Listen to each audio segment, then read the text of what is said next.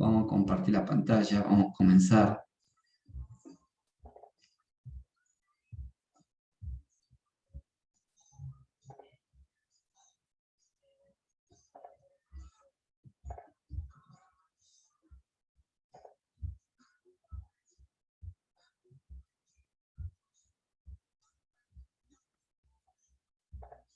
Bueno, la clase pasada habíamos terminado de ver los distintos tipos de operaciones permutativas, modificativas y las distintas variaciones patrimoniales. Ahora, ¿qué vamos a ver? Vamos a terminar con lo que es la ecuación y la idea es ver, nosotros hemos trabajado con la ecuación dinámica. Para eso, ¿qué hicimos? Nosotros partíamos, ¿sí? Y es como que a cada uno de esos momentos le íbamos sacando una foto y decíamos, bueno, a ver, el activo, el pasivo, el patrimonio neto a un momento determinado y sabíamos lo que había en ese momento. Es decir, es como que le íbamos sacando una foto en cada uno de los momentos, ¿sí? Pero ahora, ¿qué? ¿Qué queremos hacer? Lo que queremos hacer es ver la evolución que tuvo durante el periodo, ¿sí? No únicamente la foto de cada uno de estos momentos. Es decir, ahora lo que queremos saber es lo que pasó desde este momento al momento N. Es decir, cómo fue, qué pasó con este activo desde acá hasta acá, qué pasó con este pasivo desde acá hasta acá. Nosotros lo que tenemos es una foto de cada uno de estos momentos de la composición del activo, pasivo y patrimonio neto. Pero lo que queremos saber es cuáles fueron las causas de esas variaciones. Entonces, para saber eso, ¿qué tenemos que hacer? Nosotros partimos con un activo inicial y llegamos a un activo al momento N. ¿Cómo hacemos para determinar ese patrimonio neto al momento N? ¿Sí? Para eso, ¿qué tenemos que hacer? Partimos, teniendo en cuenta que el activo al momento N es igual al pasivo al momento N, el patrimonio al momento N, y teniendo en cuenta que cada uno de los componentes, a ver, si nos ponemos a analizar, sabemos que para llegar al activo al momento N, hemos partido con un activo inicial. Entonces decimos, bueno, a ver, el activo al momento N va a ser igual a qué. Y tenemos un activo inicial, ¿sí? Que fue el punto de partida, más la sumatoria de todos los activos que aumentaron, ¿sí? Y a su vez, ¿qué tenemos que poner también? También lo que tenemos que poner son los activos que disminuyeron. Entonces decimos menos la sumatoria de los activos que disminuyeron durante ese periodo. De esta manera, nosotros estamos viendo la evolución que va teniendo ese activo durante todos estos periodos, ¿sí? No únicamente le sacamos una foto, no, también lo que queremos hacer es ver cómo evoluciona ese activo de un momento de partida al momento que estamos indagando, ¿sí? Es por eso que acá nos dice que cada componente del patrimonio, ¿sí? Cada componente del patrimonio no es otra cosa que partir del momento cero y le sumamos los aumentos y le sumamos las disminuciones. Con eso nosotros obtenemos el activo al momento n. ¿Sí? Todo lo que acabo de aplicar es lo que está puesto ahora en la filmina. Por lo tanto, nos quedaría que el activo al momento n es lo que acabo de explicar. Activo inicial más sumatoria del activo que aumenta menos la sumatoria del activo que disminuye. De esa manera, como dijimos en la filmina anterior, estamos viendo la película del activo, no la foto de cada uno de los momentos. ¿Sí? Hace rato es como que le sacábamos una foto y decíamos, el activo al momento es 0 es tanto, el activo al momento 1 es tanto, el activo al momento 2 es tanto. Pero a ver, está bien, en cada uno de esos momentos sabemos el monto, la composición, pero queremos saber cómo evolucionó desde el inicio al momento n. Para eso tenemos que trabajar con esta fórmula. Lo mismo, así como hacemos con el activo, De la misma manera trabajamos con el pasivo, ¿sí? No cambia para nada. Y lo mismo hacemos con el patrimonio neto, ¿sí? De la misma manera trabajamos con los tres conceptos que teníamos. Pero tenemos que indagar un poco más el patrimonio neto, teniendo en cuenta, ¿sí? Cuando veíamos que el patrimonio neto estaba compuesto por el capital y el resultado acumulado. ¿Se acuerdan cuando vimos la clase pasada?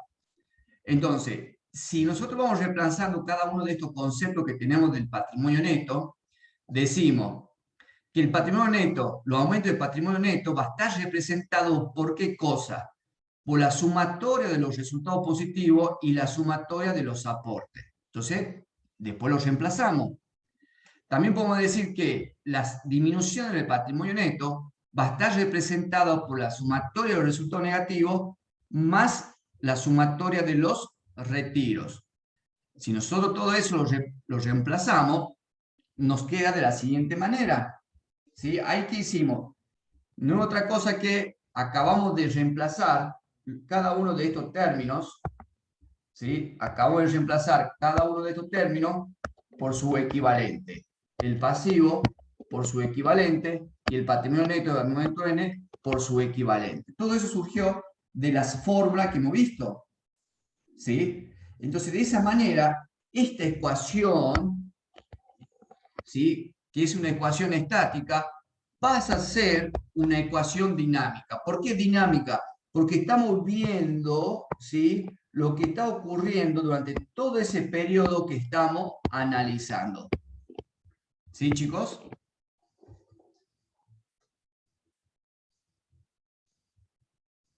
¿Sí, chicos? Sí, profe. ¿Preguntas? Profe, ¿cómo había dicho que pasa de ser estática a cómo? A dinámica, a una ecuación dinámica. ¿Por qué estática? Porque esta es una foto, ¿sí?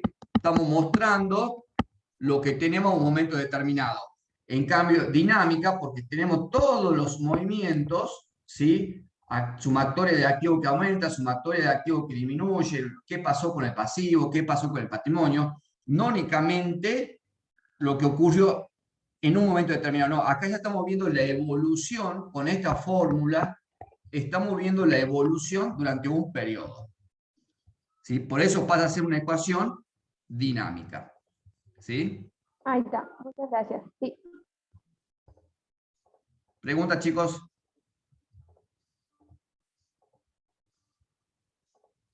Pregunta, chicos. No, profe. Bueno, seguimos. Entonces, si partimos de esta última ecuación, ¿y qué vamos a hacer ahora? Vamos a tratar de acomodar, si ustedes observan acá, tenemos términos con signos negativos. ¿Sí? Tenemos términos con signo negativo. Entonces, ¿qué vamos a hacer? Y vamos a tratar que la ecuación quede todo representado por términos positivos, tanto del lado izquierdo como del lado derecho. Entonces, la ecuación esa dinámica, a un momento, en un periodo determinado, nos quedaría de la siguiente manera. ¿Qué es lo importante de esta ecuación dinámica? Expresarla de esta manera. ¿Por qué la terminamos de redondear de esta manera? ¿Qué creen ustedes? ¿Qué creen ustedes? ¿Por qué acomodamos los términos para que todos los términos queden con signo positivo, tanto del lado izquierdo como del lado derecho? ¿Qué opinan ustedes? ¿Qué opinan ustedes, chicos? Camila Benito, ¿qué opina? Camila.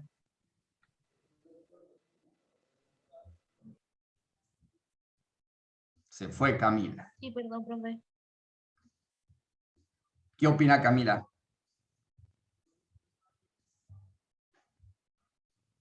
Álvaro Acosta, ¿qué opina?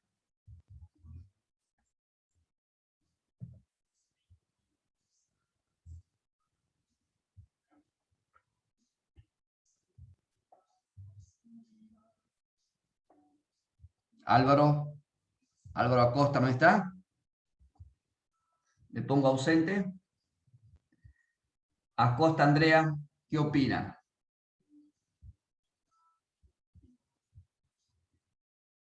Chicos.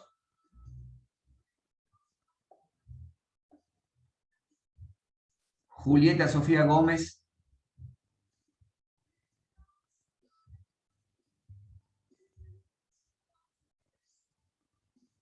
Julieta.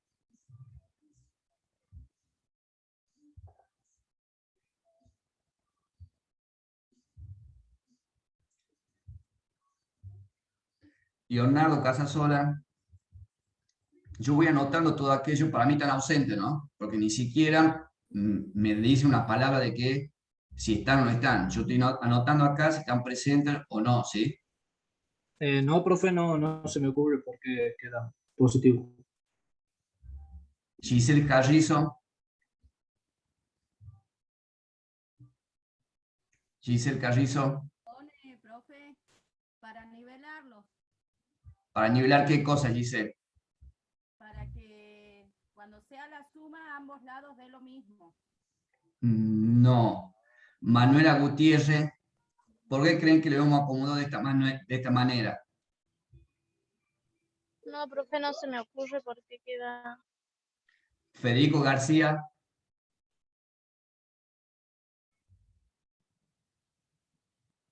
García Federico.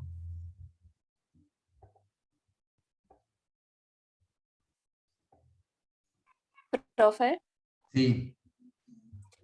¿puede ser porque son opuestos? ¿Por qué? Porque son opuestos. ¿A qué te referís opuesto? ¿A qué te estás refiriendo? Que son opuestos.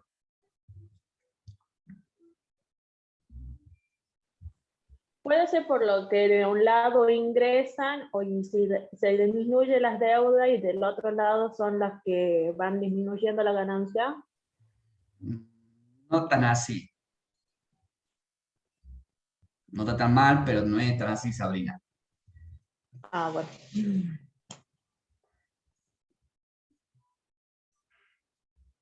Tomás Vizcaya.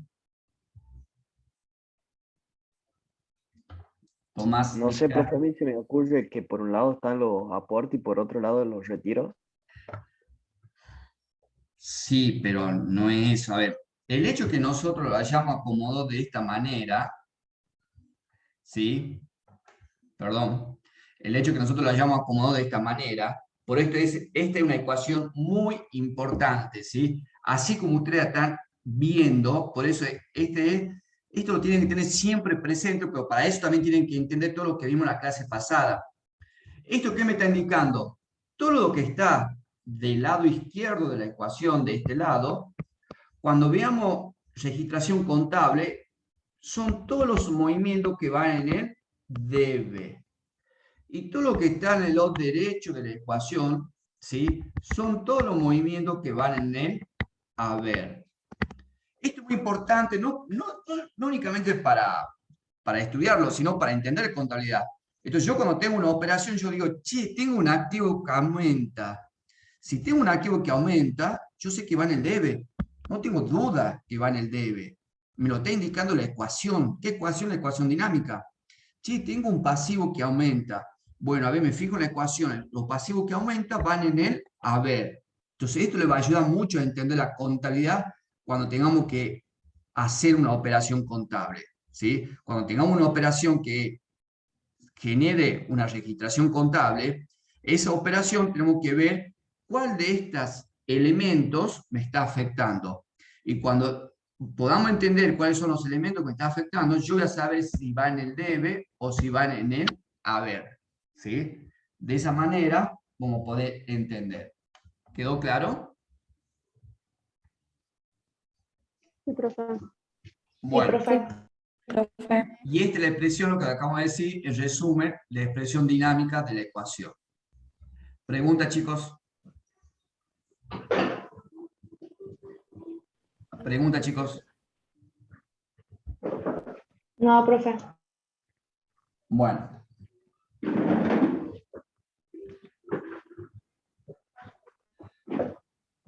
vamos con otro tema, para que puedan hacer los trabajos prácticos.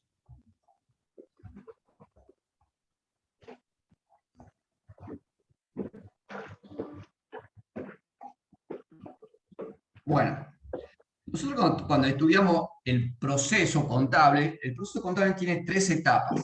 La clase pasada, ¿sí? La clase pasada, cuando vimos... Profe, disculpe que lo interrumpa. Sí. ¿Vamos a tener alguna cartilla o algún libro que usted nos pase o algo que nos recomiende? A ver, en el programa, ¿sí? En el programa que está en la plataforma, está la bibliografía recomendada para estudiar. Y cada uno de los prácticos que ustedes tienen también está la bibliografía recomendada para estudiar. ¿Sí? Perfecto. Muchísimas gracias. De nada. Bueno, el proceso contable tiene 3 etapas. La primera etapa corresponde a la entrada del proceso, ¿sí? La entrada del proceso es decir, la recolección de datos de aquellas operaciones y hechos contables que genera, ¿sí? repercusión contablemente en el patrimonio de un ente contable. Entra el proceso y después cuando el proceso realiza todo lo necesario, sale la información necesaria para la toma de decisión, que sería la tercera etapa. Ahora, ¿qué incluye la primera etapa? La captura de datos.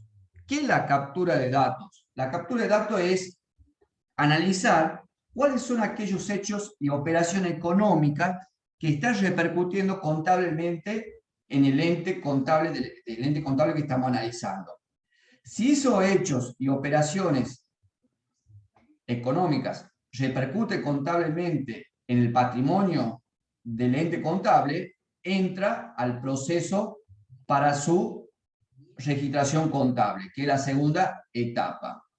Una vez que se la registra, se la clasifica, etcétera, etcétera, se genera, ¿sí? En ese proceso genera un informe final que sirve para la toma de decisión. ¿Qué es ese informe final? Es la salida de la información, ¿sí? Después de ahí, decimos, bueno, ¿cómo hacemos todo esto? O sea, contablemente, ¿cómo está representado todo esto? Y tenemos como herramienta los comprobantes. La primera etapa, quiero que como ven en la clase de hoy, ¿sí? Está representado por los comprobantes.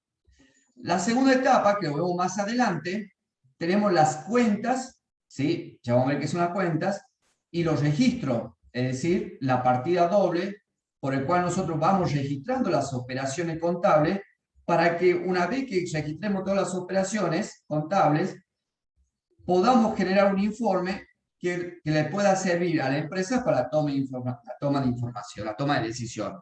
Esos informes son los informes contables que tiene la empresa. ¿Qué vamos a ver nosotros ahora? Vamos a ver la primera etapa, que está referido a todo lo que son los comprobantes.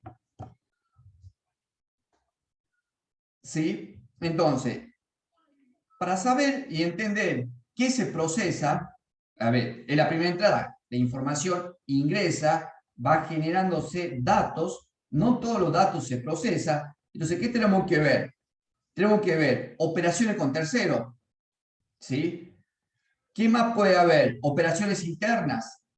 Como dijimos, a ver, si una empresa industrial saca insumos del depósito para colocarlo en la fábrica, ¿sí? Todo eso genera movimientos contables internos que necesitan una registración contable. Entonces son hechos que van entrando a la primera etapa. Y también puede haber cambio en el contexto. Es decir, que como hablamos en la clase pasada, puede ser, por ejemplo, hoy por hoy, si el dólar sube, los precios de los bienes suben, ya no depende de operaciones con tercero o hecho interno, sino que ya es una cuestión macroeconómica, ¿sí? Que corresponde al contexto, en este caso, del país, o también puede ser el contexto del mundo. Muchas veces decisiones como la pandemia, por ejemplo, lo que ocurrió del año pasado ahora, esas cuestiones que ocurren, que no tienen que ver con operaciones con tercero y hecho interno, influye y hay que tenerlo en cuenta, y esa información, ¿sí? Que entra al proceso para luego ver cómo lo procesamos y lo registramos. Obviamente, esa operación con tercero, hecho interno y cambio de contexto, tiene que estar referido a qué cosa. Por empezar, al patrimonio del ente, ¿sí? Obviamente, si son operaciones con terceros que no tienen nada que ver con la empresa, no nos interesa, ¿sí? Si hay cambio de contexto, pero no nos influye a nivel empresa, tampoco nos interesa. Siempre tiene que estar vinculado con el patrimonio del ente, ¿sí? También hay que tener en cuenta que la empresa puede tener bienes que son de tercero, ¿sí? Bienes que son de tercero. Entonces, esa operación o eso hecho interno pueden estar referidos a, por ejemplo, cuando alquilamos un inmueble. No es de propiedad de la empresa, es de un tercero, pero tenemos la tenencia de ese bien. Y también la contingencia. ¿Qué son contingencias? Y me puede decir, a ver, con su palabra, ¿qué creen que puede ser contingencia?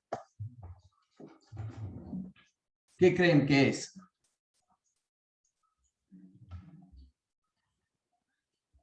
Chicos.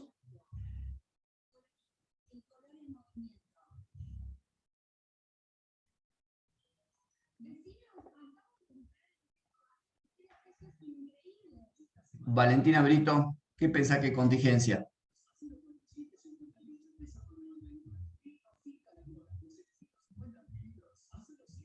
¿No está Valentina Brito? Sí, sí estoy, profe. ¿Algo que va a suceder puede ser? ¿Algo que va a suceder? Sí, va, no sé, me suena como algo así, no sé si estará bien. No. Que se nos presente un problema, profe. ¿A qué te ¿Algo así? referís? Que se presente un problema. María, a ver, dame un ejemplo.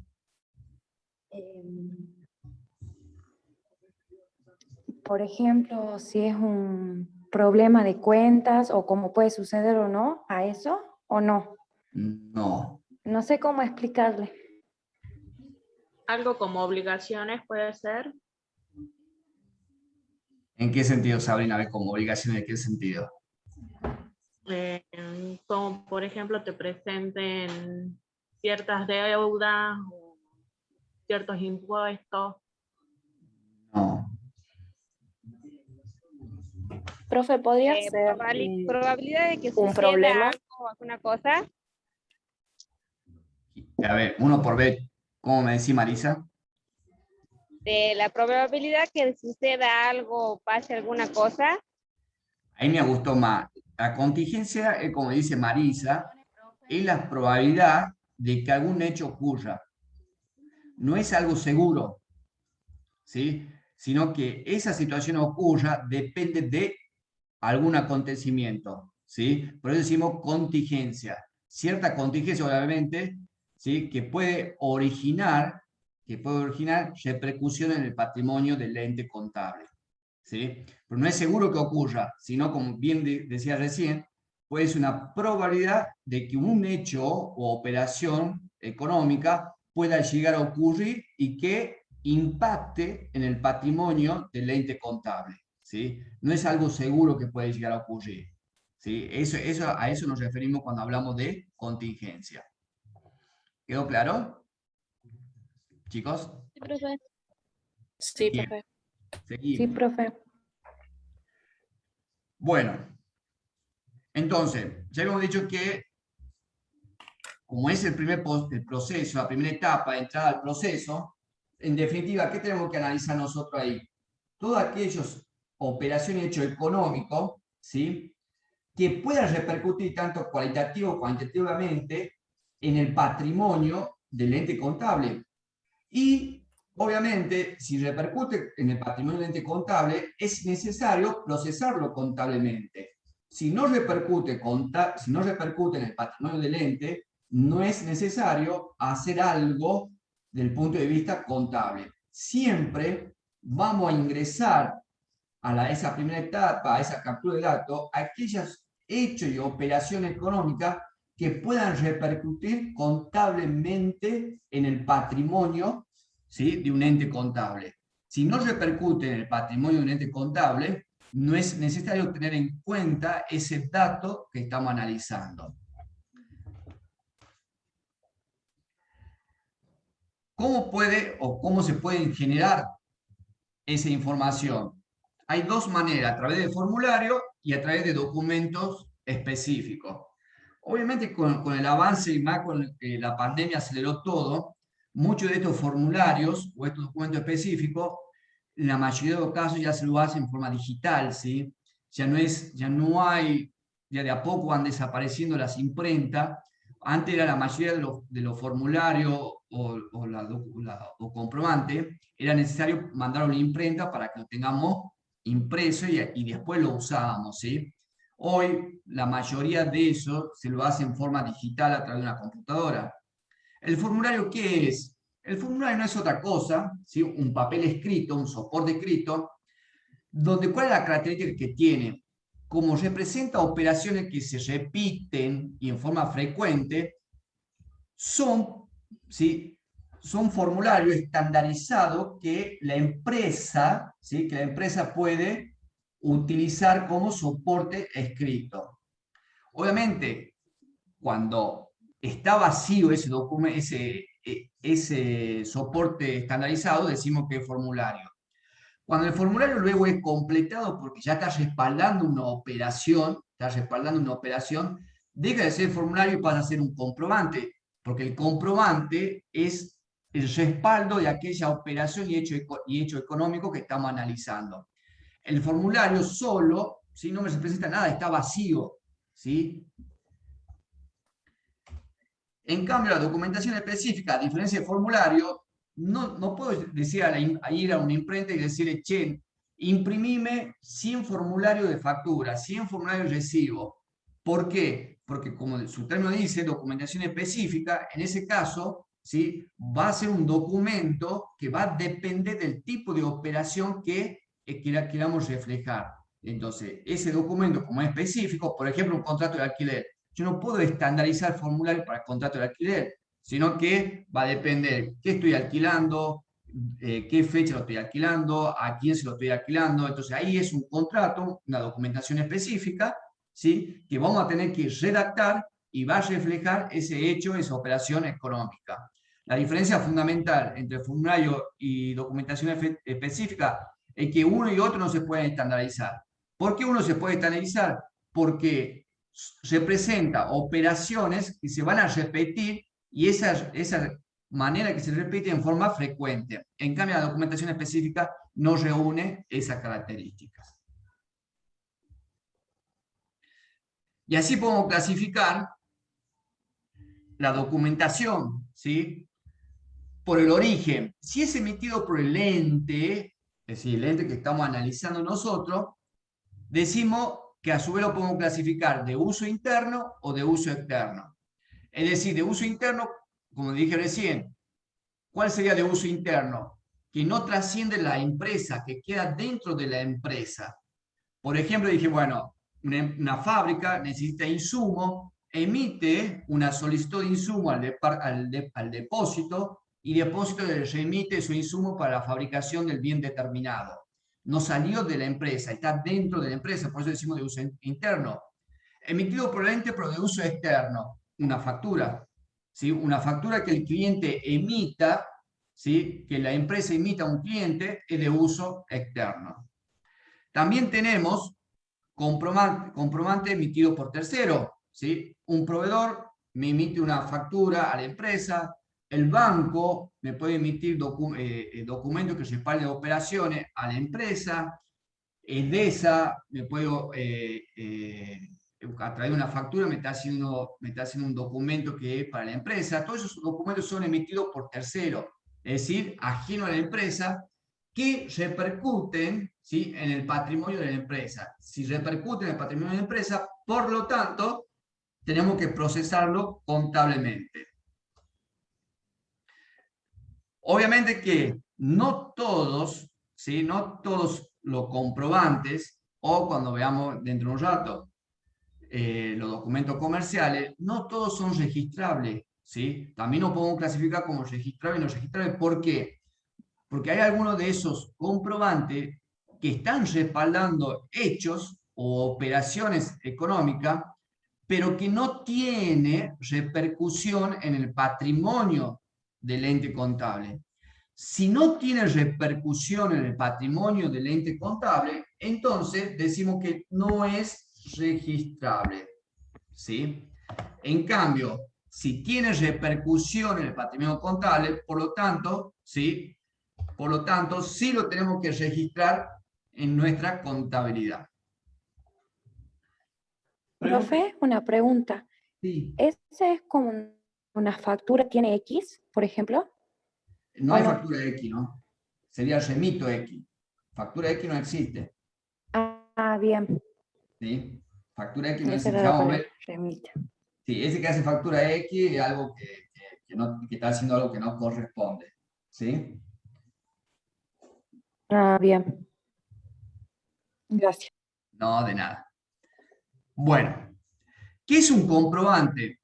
Como lo dije recién, el formulario se transforma en comprobante cuando ese comprobante, cuando ese formulario es llenado, es completado para reflejar un hecho económico o una operación económica. Ese comprobante, ¿sí?, que está respaldando una operación económica o un hecho económico, en algunos casos puede estar reflejando un hecho económico que sea necesario registrar registrar en la contabilidad. ¿Por qué es necesario registrar? Porque está impactando en el patrimonio de la empresa. Si no impacta en el patrimonio de la empresa ese comprobante, ¿sí?, no se registra. Eso tienen que tener en cuenta muy, muy importante, ¿sí? No todos los comprobantes, ¿sí?, impactan o repercuten en el patrimonio de la empresa. Si repercute en el patrimonio de la empresa, es un comprobante que se registra, si no, no. ¿Cuál es una función de los comprobantes? Contable, es decir, si es un comprobante que respalda un hecho económico, una operación económica, por lo tanto, hay que registrarlo en nuestra contabilidad. Tiene una función jurídica porque entre las partes establecen la relación entre las dos personas. ¿Sí? Siempre el comprobante, ¿sí?, que está respaldando ese hecho económico, siempre hay dos personas. Como mínimo, ¿sí? Como mínimo dos personas. Eso me está reflejando una relación jurídica entre las partes que intervienen. Sirve como de contralor. ¿Qué significa esto? Como medio de prueba. El comprobante sirve como medio de prueba, ¿sí?, para cualquier reclamo. Cuando ustedes, compran algo y le vino fallado, qué sé yo, un televisor, una computadora, el celular, si ustedes tienen la factura, lo primero que le piden la factura. Entonces esa factura, ¿sí?, es un medio de prueba de la operación. Es un respaldo, por ejemplo, para reclamar el caso particular la garantía. Y desde el punto de vista impositivo, porque todos los comprobantes son respaldos para poder llevar adelante la liquidación de los distintos impuestos que tenemos a nivel nacional, provincial y municipal. Esto es muy importante, saber bien las funciones que cumplen los comprobantes, ¿sí? ¿Pregunta con alguna de ellas? Chicos. No, profe. Profe, de mi parte no. No, profe. Bien, seguimos. ¿Qué son los documentos comerciales?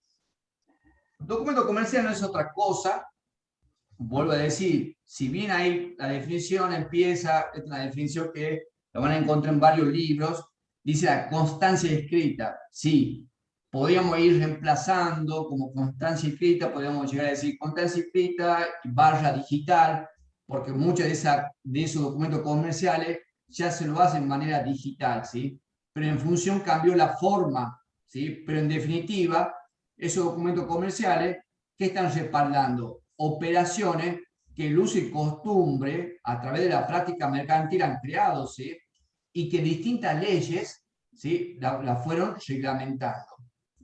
Obviamente que la forma de que se haga puede ser que se haya modificado. Antes era en forma manual, en forma escrita, y ahora se la tiene que hacer en forma digital. Pero en definitiva, por ejemplo, la factura. Antes, la mayoría de las facturas eran en forma manual, se hacía en forma escrita. Ahora la mayoría de las facturas se hace en forma electrónica, ¿sí? Salvo aquella factura que uno tiene que tener como respaldo en aquellas ocasiones que falla internet, entonces tenemos que hacer una factura en forma manual.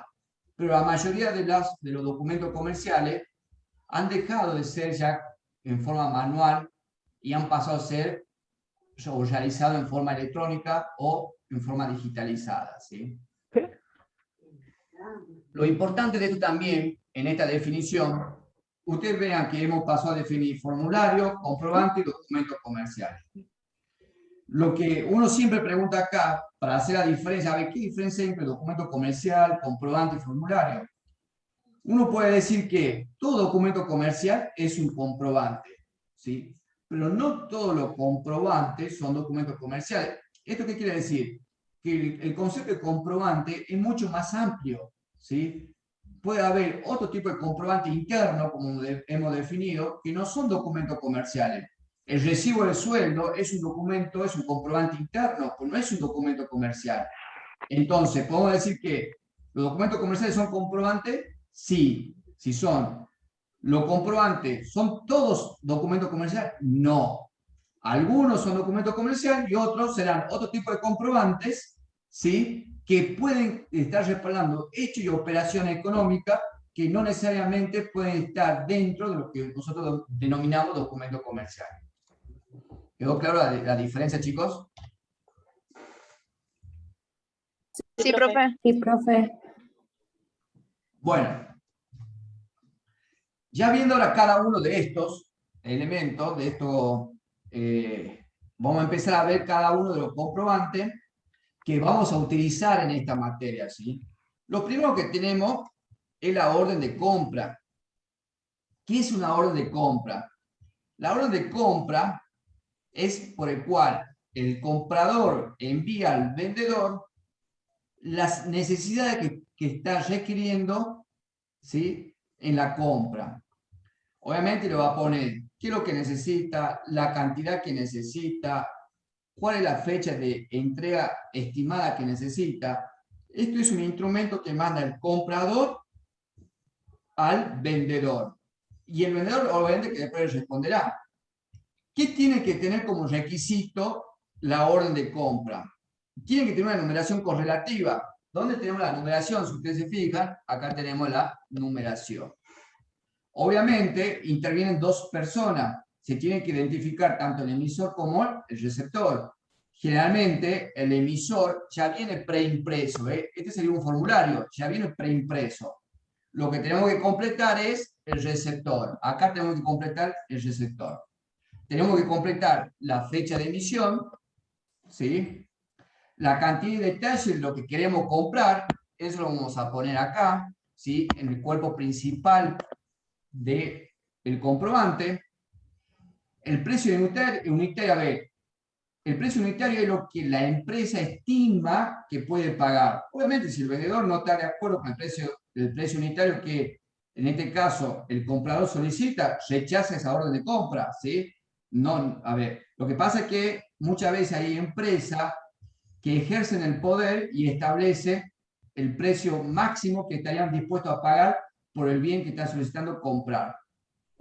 También las condiciones de pago, cómo van a pagar eso que quieren comprar, ¿sí? Y este comprobante se emite en dos ejemplares, original y duplicado. El original queda para el receptor, vendría a ser para el vendedor, y el duplicado queda para el emisor.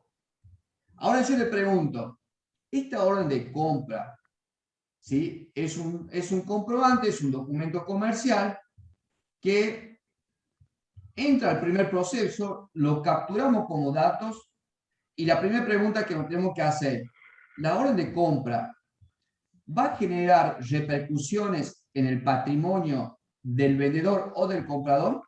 ¿Qué creen ustedes? No. ¿Qué creen, chicos? En el patrimonio del vendedor. ¿Seguro? Les recambio la pregunta. Sería el comprador. ¿De los dos? De los dos. A ver, la orden de compra ¿está generando o está creando una relación jurídica entre el comprador y el vendedor? Sí. Relación Sí. jurídica. ¿Sí? ¿Qué relación jurídica está naciendo con la orden de compra? No, profe. Ninguna. Entonces, imagínense que yo tengo una empresa y alguien me deja a mí una orden de compra, yo ya tengo que asumir la obligación de entregar ese bien y aceptar las condiciones de pago, aceptar el precio que ellos proponen. No, la orden de compra, ¿sí?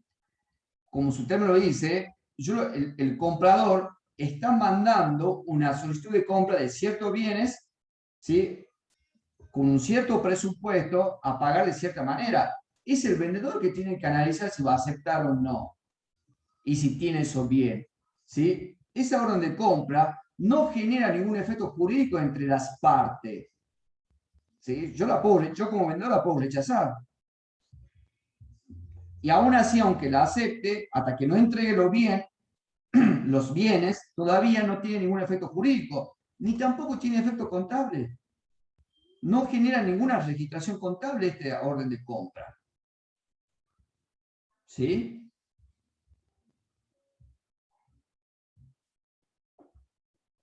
¿Quedó claro, chicos? Sí, profe. Bueno, vamos al próximo documento. El remito. El remito es el comprobante por el cual nosotros o la empresa utiliza para, de usar el mismo término para que quede claro, remitir o acompañar la mercadería que está entregando el vendedor al comprador. ¿Sí? Toda mercadería que sale del depósito o del negocio del vendedor y va rumbo al lugar del comprador, tiene que ir acompañado con el remito. ¿Sí? Si no va acompañado con el remito y por las dudas, si interviene o tiene la fiscalización, ya sea a nivel nacional, a nivel provincial o municipal, le pueden incautar esos bienes. Todo bien que se traslade del depósito del vendedor al depósito o al negocio del comprador, tiene que ser acompañado con remito o con su factura. Ustedes tienen un control ahí entre Metán y Rosario Fronteras. ¿Sabían, no? Sí, profe. ¿Sí? Bueno, ahí, no sé si ustedes observan que siempre pagan los cambios a los transportes. No sé si observan que están ahí los transportes siempre parados al costado. Sí, profe. Bueno, ahí, aquellos que tuvieron la oportunidad de verlo, ¿qué están haciendo ahí? Está el Estado provincial, que es el renta de la provincia, está fiscalizando que todos esos bienes que se están trasladando tengan por lo menos el remito. ¿Sí? El remito lo tienen que tener. En algunos casos piden la factura, ¿por qué? Porque a través de la factura se calcula una tasa o un impuesto, entonces también piden la factura, depende de cada jurisdicción. ¿Sí? Pero cada vez que se traslada mercadería de un lugar a otro, ese traslado de la mercadería tiene que acompañarse con este remito. ¿Cuáles son los contenidos mínimos que tienen que tener los remitos? Obviamente, la numeración correlativa, ¿sí? Identificación del emisor, eso generalmente ya viene preimpreso. La identificación del comprador lo ponemos acá. ¿Quién es el transportista que lleva la mercadería? Si está vinculado con una orden de compra, también vamos a poner la orden de compra, la descripción de lo que está transportando, descripción, cantidad, etcétera, ¿sí? Y también, en este caso, el original queda para el emisor y el duplicado queda para el receptor. En el remito, si ustedes miran, en ningún lado se pone el signo peso, ¿sí? Únicamente se ponen cantidades. El signo peso no existe en el remito, ¿sí? El remito no va valorizado. Entonces, el remito únicamente lo que tenemos es las cantidades que se trasladan y el concepto de lo que se está trasladando, ¿sí? Entonces, en función a lo que acabo de decir, ¿el remito tiene efecto jurídico entre las partes que están interviniendo, entre el comprador y el vendedor? ¿Chicos? Sí, profe. Sí. Porque yo te digo, a ver, estoy entregando mercadería al comprador, entonces al entregar mercadería al comprador ya nace una obligación con el vendedor, que es pagar la mercadería. O sea, efectos jurídicos sí tiene, ¿sí? Porque nace una obligación y un derecho entre las partes, la parte deudora y la parte acreedora. Ahora, contablemente, el remito repercute contablemente en el patrimonio de la empresa. ¿No? Acá hay una cuestión media, estamos en una zona gris. ¿Repercute en el patrimonio del vendedor y del comprador? Sí, porque estoy entregando la mercadería, está saliendo la mercadería del vendedor y la está recibiendo el comprador. Pero, ¿cuál es el problema que tenemos acá? Por eso yo le acabo de decir, el remito me está indicando las cantidades, no me lo están dando el valor, el valorizado en signo peso. Yo no sé cuánto es en signo peso. Esa información que me está faltando me impide que yo lo registre contablemente, ¿sí? Entonces no lo puedo registrar contablemente porque el remito no está valorizado. Yo sé qué se compró y las cantidades que estamos comprando, pero lo que no sé a través del remito, por lo cual el remito no es un documento que me permita registrar contablemente, ¿cuál es el valor de esa mercadería que estamos recibiendo? O el valor de la mercadería que estamos entregando. Dependiendo si lo vemos desde el punto de vista del comprador o del vendedor, ¿sí? Entonces, por eso es que desde el punto de vista contable me está faltando una información que la valorización de eso viene. Eso me ocasiona que no lo pueda registrar contablemente. ¿Sí? Sí, profe. Bien. Profe, ¿podría volver a decir la definición que usted dijo de remito, por favor? El remito es el comprobante, ¿sí?, que acompaña el traslado de la mercadería desde el vendedor hacia el comprador, ¿sí?, como respaldo de la mercadería que la entrega. Obviamente que cuando el comprador, ¿sí?, cuando el comprador recibe la mercadería junto con el remito. Y ahí, ¿qué va a decir? A ver, el remito dice que vienen 10 cajas. A ver, veamos si están a 10 cajas. Si están a 10 cajas, ustedes como comprador en el remito van a tener que firmar, entonces firmo la caja y doy la conformidad. ¿Sí? Ahí es el momento para verificar que lo que ustedes están recibiendo es lo que ustedes solicitaron. ¿Sí? En el remito tienen que dar la conformidad de lo que están recibiendo o no. O tienen que hacer la observación si lo que corresponde es o no es lo que habían pactado en la compra. ¿Sí? Sí, profe. Bien. Vamos con la factura. La factura, ¿sí?, es el comprobante por el cual respaldamos la operación desde el punto de vista comercial, ¿sí?, de lo que estamos vendiendo o del servicio que estamos prestando, dependiendo si es un bien o si es un servicio que estamos prestando. ¿Sí? La factura se emite tanto por la prestación de servicio o por la venta de un bien en particular. ¿Cuáles es los requisitos mínimos que tiene que tener? Si ustedes miran, ven, en relación ya a los 3 comprobantes que hemos visto, claramente todos tienen algo similar, ¿sí? Tienen la correlatividad de la factura, la fecha de la factura, la denominación del emisor, ¿sí?, que eso ya viene preimpreso, configurado, el receptor, ¿sí?, acá es donde ustedes tienen que completar, las cantidades. ¿Y cuál es la diferencia con el remito? Que acá sí tengo los precios. Entonces, si tengo los precios, en este caso, este comprobante sí nos va a permitir la registración, ¿sí? En este caso, la factura, ¿sí?, si el original queda para el receptor, para el comprador de la mercadería, y el duplicado queda para el vendedor, para el emisor. O sea, ¿quién tiene que emitir la factura? El vendedor, ¿sí? El vendedor emite la factura. Entonces, por lo tanto, esto es un comprobante que tiene efectos jurídicos entre las partes, sí. ¿Se registra contablemente? Sí, porque en este caso ya sabemos, ya tenemos el valor, está valorizado, ¿sí?, los bienes y mercadería o servicio que estamos recibiendo. ¿Quedó claro, chicos? Sí, profe. Sí, profe. Sí, profe. Bien. Profe, ¿por qué dijo que tenía efecto jurídico? y porque me está respaldando un hecho y una operación contable donde dos partes se comprometen, una se está comprometiendo, está entregando un bien, y la otra la obligación de pagar del bien o del servicio que ha recibido, ¿sí? Sí, profe.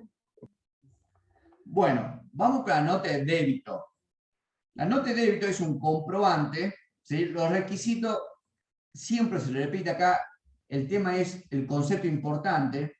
La nota de débito, ¿cuándo se utiliza la nota de débito? La nota de débito se utiliza para formular un cargo adicional, ¿sí?, entre la parte. Por ejemplo, una nota de débito puede ser por intereses, la nota de débito puede ser por un error en el valor de la mercadería que se cotizó. Si siempre la nota de débito representa para el comprador un incremento de la deuda, un cargo adicional, ¿sí? Por algún motivo, como dije, puede ser por intereses, o también a ver, la nota de débito, de repente la empresa recibió un cheque y ese cheque de ese comprador luego por algún motivo fue rechazado por el banco. Entonces, ¿qué tiene que hacer la empresa, el vendedor? Emitir una nota de débito, ¿sí?, por ese cheque rechazado. Siempre representa un cargo adicional, ¿sí?, entre la parte, entre las relaciones del deudor y acreedor. Los requisitos, voy a decir, son los mismos, ¿sí? Lo único que cambia acá es el detalle generalmente son los motivos por el cual está emitiendo la nota de débito, y el original también lo emite, el original queda para el receptor, en este caso para el comprador, y el duplicado para el emisor, ¿sí? Y también, ¿sí?, en este caso, el importe por el cual estamos debitando. Por lo tanto, tiene efecto jurídico porque entre las partes, uno, en el caso del vendedor, está formulando un cargo adicional, ¿sí? Por ejemplo, por interés, por mora, por no haber pagado en términos su cuenta, una diferencia en el valor facturado, le emite una nota de débito, ¿sí? Entonces está incrementando, el vendedor está emitiendo una nota de débito, por lo tanto es un cargo adicional. Si es un cargo adicional para el comprador, ¿sí?, está incrementándole la deuda. Por lo tanto, es un comprobante que se registra contablemente. ¿Preguntas? No, profe. No, profe. No, profe. Bien. La nota de crédito viene a ser el sentido inverso de lo que vimos en la nota de débito. La nota de débito decimos que formula un cargo, que el vendedor le va a formular un cargo adicional al comprador. En este caso, la nota de crédito, en vez de formular un cargo, le va a formular un descargo, una disminución de lo que tiene que pagar el comprador al vendedor. ¿Motivada en qué? ¿Qué puede ser? Y puede ser alguna bonificación, puede ser por algún descuento, ¿sí?, etcétera. Todo eso, o por alguna devolución, ¿sí?, que el comprador le devuelve mercadería al vendedor, entonces tiene que emitir una nota de crédito. Entonces, fíjense que todo estos conceptos, ¿qué implica?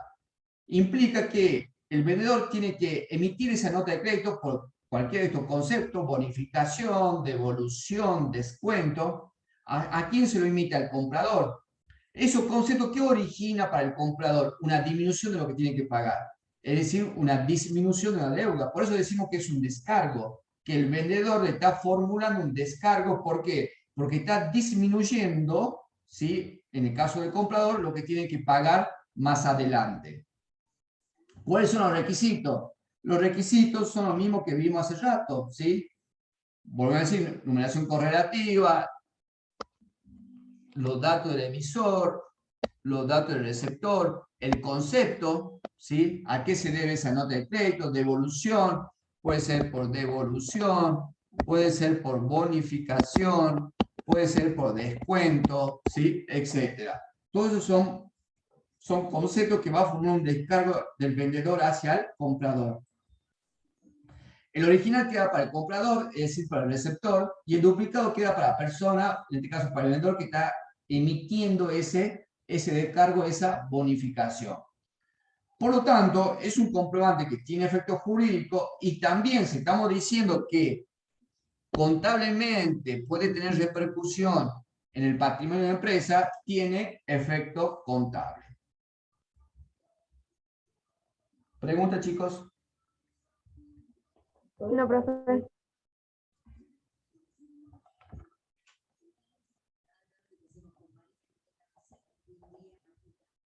La nota de crédito bancaria, si bien se la conoce como, a ver, desde el punto de vista, lo correcto sería nota de crédito bancaria, pero normalmente los bancos se la conocen como depósito bancario, como boleta de depósito bancario.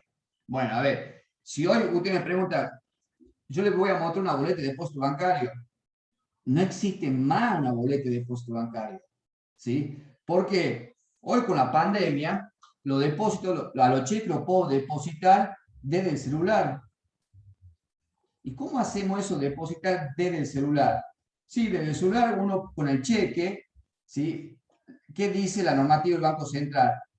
Desde el celular yo tengo que poner tanto en el frente como en el dorso del cheque, depositado para ser acreditado electrónicamente. Y le saco una foto al cheque. Y la subo a una aplicación que tiene cada uno de los bancos y lo deposito desde el celular. Esta boleta de depósito existía cuando había que ir al banco, ¿sí?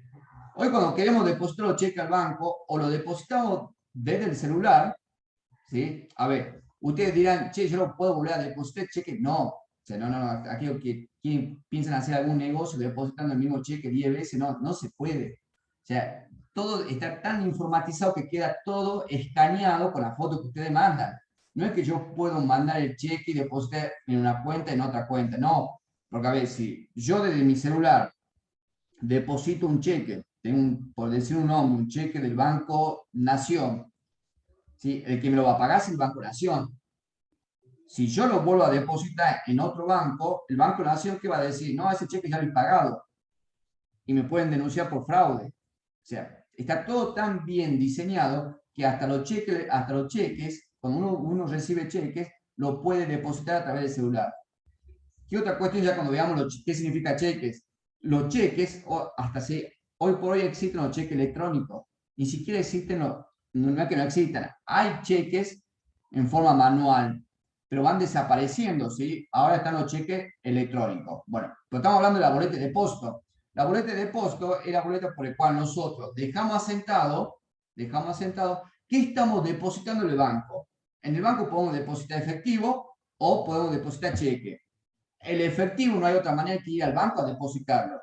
Pero ese efectivo que depositamos lo tenemos que depositar en cajero automático, salvo que sea monto significativo de aquella empresa donde, por ejemplo, los supermercados, etcétera, que recaudan diariamente plata importante. Ahí sí van a tener que ir al banco a depositar esa suma significativa, ¿sí? En un banco. O va la entidad a retirar esa plata. Pero bueno, la boleta de depósito o nota de crédito bancaria, ¿sí? ¿Qué me va a reflejar? Me está reflejando lo que estamos depositando en nuestra cuenta caja de ahorro o cuenta corriente, ¿sí? Es lo que estamos depositando, que puede ser efectivo o puede ser cheque. Ahí tenemos los requisitos. ¿Tiene efecto jurídico? Sí. ¿Tiene efecto contable? Sí. ¿Pregunta, chicos?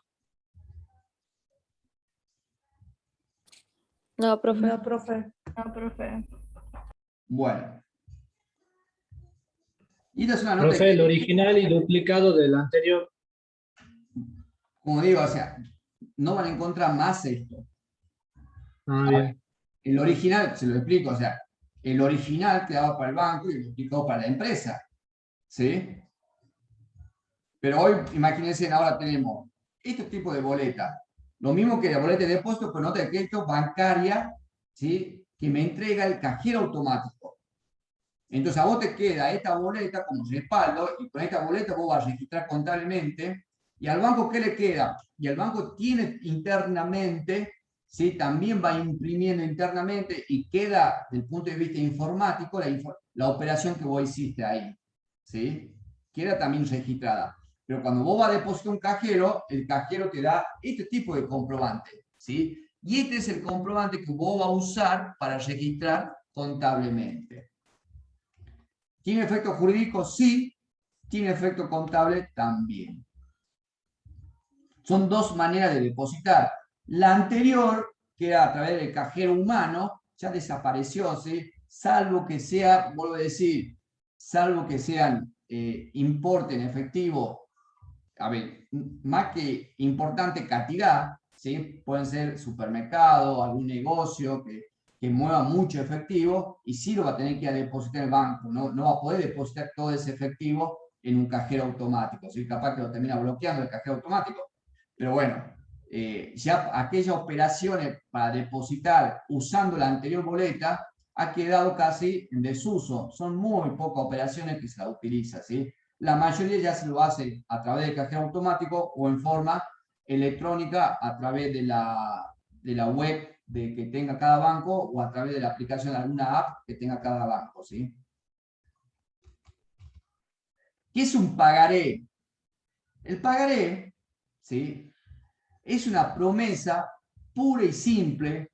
¿Por qué decimos pura y simple? Porque no está condicionada a nada. Ustedes firman un pagaré que donde dicen que van a pagar 10.000 pesos dentro de 15 días, no interesa por qué lo firmaron. Lo que sí tienen que saber es que dentro de 15 días tienen que pagar los 10.000 pesos. Es por eso que decimos que el pagaré es una orden, es una promesa pura y simple, por eso decimos pura y simple, donde una de las partes, ¿sí? En este caso, el que se compromete, ¿sí? Se obliga a entregar una determinada suma de dinero en un lugar determinado y una fecha determinada, ¿sí? Vuelvo a decir, cuando ustedes firman un pagaré, a esa fecha de vencimiento del pagaré, ustedes tienen que cumplir lo que se comprometieron, ¿sí? No está condicionado a nada y tampoco importa, ¿sí? Cuáles fueron los motivos por los cuales firmaron. Por eso se dice que es una promesa, es una orden, una promesa pura y simple, ¿sí? Ustedes firmaron un pagaré y dicen, bueno, yo el 30 de octubre me comprometo a pagar 10.000 pesos, el 30 de octubre tienen que estar cumpliendo con los 10.000 pesos, ¿sí? Por eso es lo que es un pagaré. Es un respaldo también, se lo utiliza como un respaldo de una operación comercial, como garantía también, ¿sí? ¿Y por qué, para qué sirve este tipo de pagaré? Porque desde el punto de vista judicial jurídico, es lo que uno le llama, es un título ejecutivo. ¿Qué significa que sea un título ejecutivo? Que le permite, ¿sí?, sin demasiado trámite, iniciar un juicio y en forma rapidísima se puede cobrar judicialmente ese pagaré, sin invocar ningún motivo, ¿sí? Yo me presento a la justicia y digo, tengo este pagaré, esta persona se comprometió a tal fecha a pagar y no me pagó. Vengo a ejecutar, a que le remate el auto, a que le embargue el sueldo, etcétera, etcétera. Por eso tienen que tener mucho cuidado cuando firmen el pagaré, porque el pagaré es una promesa pura y simple a pagar a una fecha determinada, ¿sí?, una suma determinada. ¿Tiene efecto jurídico? No hay duda que tiene efecto jurídico entre las partes y también tiene efecto contable. ¿Pregunta, chicos? No, profe. No, profe. Bien. ¿Qué es una orden de pago? Una orden de pago la emite generalmente el comprador, ¿sí?, donde detalla lo que está pagando, lo que está cancelando. Es decir, que es un detalle, la orden de pago es un detalle donde se indica dos cosas. Se indica qué es lo que estoy pagando, es decir, qué factura estoy pagando, y se indica también con qué lo estoy pagando, ¿sí? Ese pago que estoy haciendo, lo estoy haciendo con efectivo, lo estoy haciendo con cheque, ¿sí?, cómo estoy haciendo el pago, ¿sí? Entonces, la orden de pago es emitida por el comprador, obviamente la recibe el vendedor, donde se indica dos cuestiones importantes. ¿Qué es lo que estoy pagando y con qué lo estoy pagando? ¿Sí? Esas son las dos cosas importantes que me va a reflejar la orden de pago. ¿Tiene efecto jurídico? Sí, tiene efecto jurídico y también tiene efecto contable, ¿sí? Porque obviamente, si la orden de pago me está reflejando un pago que estoy haciendo a mi proveedor, ¿sí?, indicando qué es lo que estoy pagando y con qué lo estoy pagando, demasiada información tengo que me está indicando que este tipo de comprobante repercute patrimonialmente en el ente. Si repercute patrimonialmente en el ente, es una operación que tiene efecto contable que se registra. ¿Pregunta, chicos? No, profe. El recibo, No, profe. el recibo, así como el comprador emite la orden de pago, ¿sí? El vendedor tiene que emitir el recibo cuando recibe esa orden de pago, ¿sí? El recibo, ¿qué me está indicando? Me está indicando lo que estoy recibiendo, ¿sí? ¿Qué estoy recibiendo? Si estoy recibiendo efectivo, si estoy recibiendo cheque. Y ese efectivo, ese cheque, ¿sí? ¿A qué se lo aplico? ¿Qué significa que se lo aplico? ¿Qué factura está cancelando mi cliente? ¿Sí? La orden de pago me está reflejando, ¿qué me ha reflejado la orden de pago? ¿Qué le estoy pagando a mi proveedor y con qué le estoy pagando a mi proveedor? ¿Qué me indica el recibo? ¿Qué estoy recibiendo de mi cliente y qué factura está cancelando mi cliente? Por eso, son dos documentos, uno lo emite el comprador y el otro lo emite el vendedor. Desde el punto de vista del comprador es la orden de pago, desde el punto de vista del vendedor es el recibo. ¿Sí? ¿Tiene efecto jurídico de la parte? Sí. ¿Tiene efecto contable? Obviamente que tiene efecto contable. ¿Pregunta, chicos? No, profe. No, profe. Entramos al cheque. Hay dos tipos de cheque. Vamos a empezar por el cheque común. El cheque común es una orden de pago, ¿sí?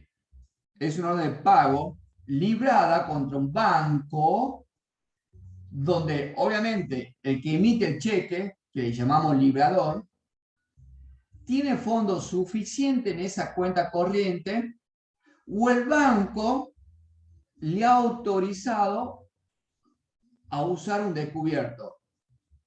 Ese término, usar un descubierto, es otra cosa que el banco le prestó plata. ¿Sí?